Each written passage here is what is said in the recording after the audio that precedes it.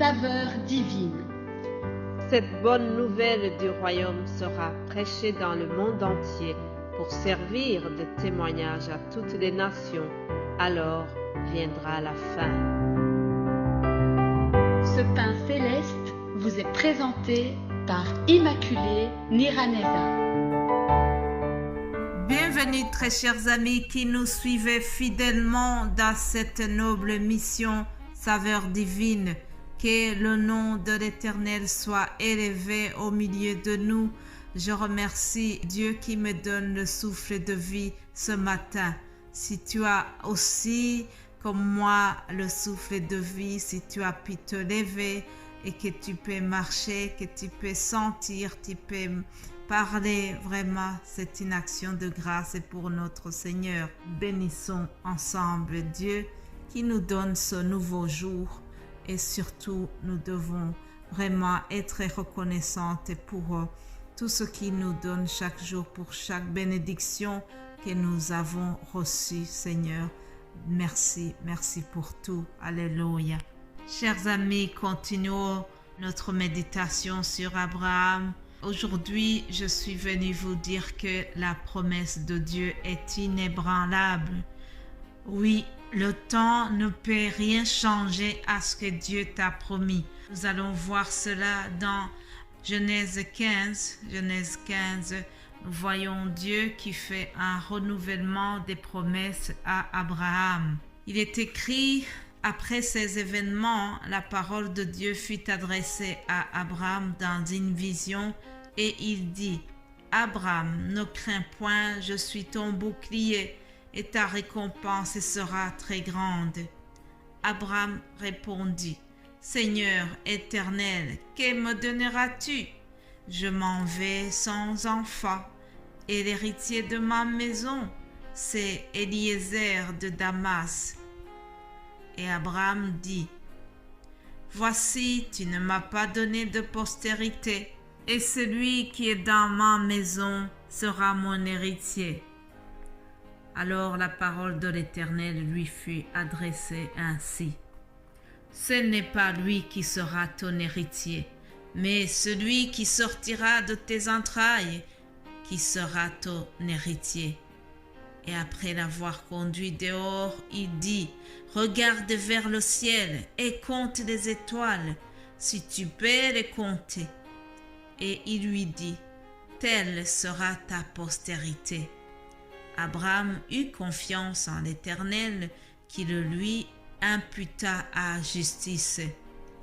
L'Éternel lui dit encore, Je suis l'Éternel qui t'a fait sortir d'Our en Chaldée pour te donner en possession ce pays. Abraham répondit, Seigneur Éternel, à quoi connaîtrai-je que je le posséderai?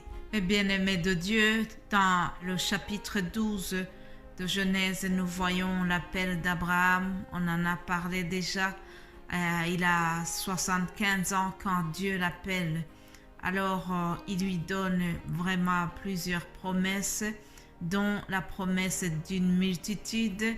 Il lui dit qu'il sera le père d'une nation. Et Abraham crut en tout cela.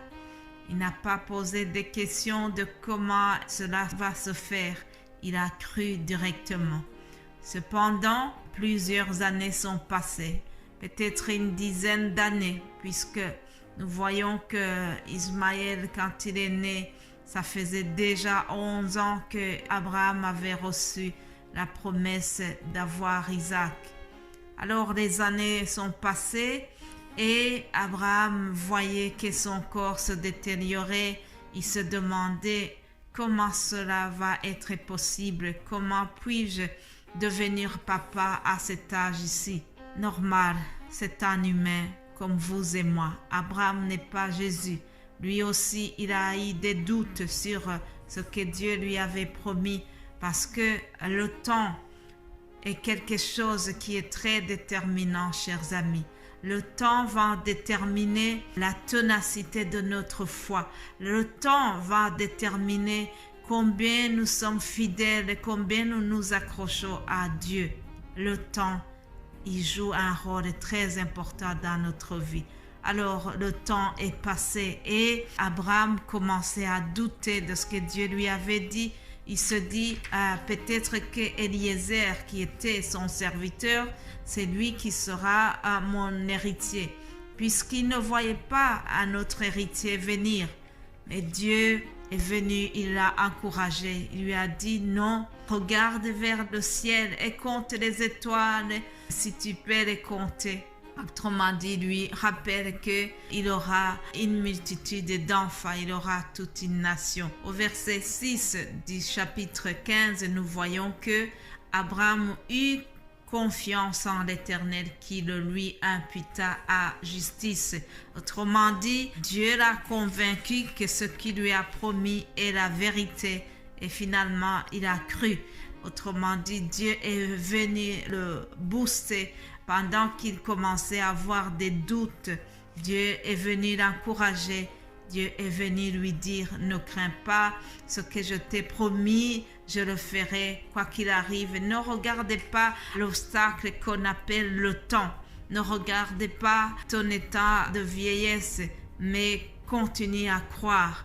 Aujourd'hui, je viens aussi vous rappeler et en me le disant à moi-même aussi, que les promesses de Dieu sont inébranlables, chers amis.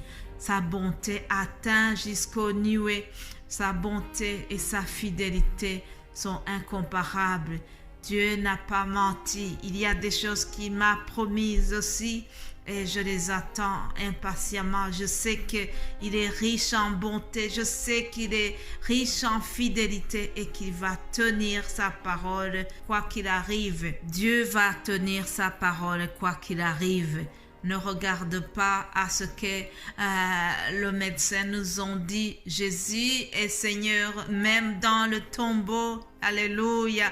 Jésus est au-dessus de la maladie. Jésus est Seigneur. Même dans le tombeau, il est le Seigneur. Alors, ne nous fions pas à ce que le diagnostic terrestre a déterminé. Dieu peut faire le miracle dans ton problème. C'est celui qui est venu ressusciter même Lazare après 4 jours. La promesse de Dieu est inébranlable. La crise économique planétaire, Dieu ne regardait pas à ça. J'ai déjà entendu des personnes qui ont signé leur CDI à l'âge de 50 ans. Oui, chers amis, pour Dieu tout est possible. Nous devons continuer à nous accrocher à sa promesse. Dans notre vie de tous les jours, il y a des choses qui sont délimitées, qui ont une date d'expiration, notamment les médicaments. Vous savez qu'il y a une date d'expiration. Lorsque tu as droit à certaines choses, des fois on nous donne une date limitée pour ce droit-là. Il y a toujours une limitation.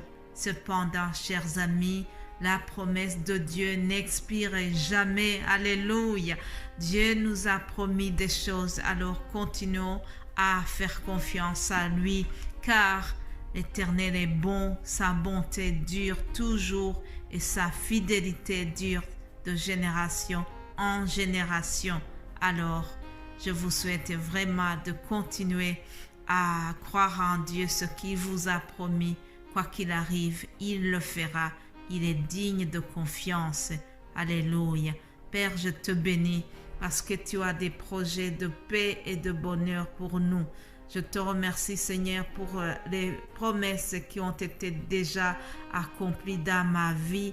Et je te remercie pour les futures promesses qui vont être exaucées. Je le crois de tout mon cœur et je vais le croire pour ma sœur et mon frère qui me suit à l'instant. C'est au nom de Jésus-Christ que nous avons prié. Amen. Amen.